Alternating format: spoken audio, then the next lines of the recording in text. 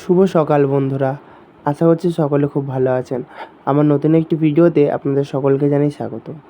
আজ সোমবার, সকাল বাজে এখন 7:10। তো ঘুম থেকে উঠে বেরিয়ে পড়েছি একটু মর্নিং ওয়াক। তো আমি রোজের বেরোই না, তো আজকে ভাবলাম একটু বেরোই আর বেরিয়ে তোমাদের সাথে ওয়েদারটা শেয়ার করি। দেখো চারপাশে ওয়েদারটা কি সুন্দর হয়ে মেঘলা মেঘলা সকাল থেকেই। চারপাশে সকালবেলা এই সবুজে ঘেরা জিনিস, গাছপালাগুলো দেখতে দেখতে হাঁটার যে এটাই মজাটাই আলাদা। তো ভাবলাম তোমাদের সাথে এটা শেয়ার করি। তো কীরকম লাগছে বলো বন্ধুরা। আর দেখো তোমাদের সাথে আরেকটি জিনিস শেয়ার করি।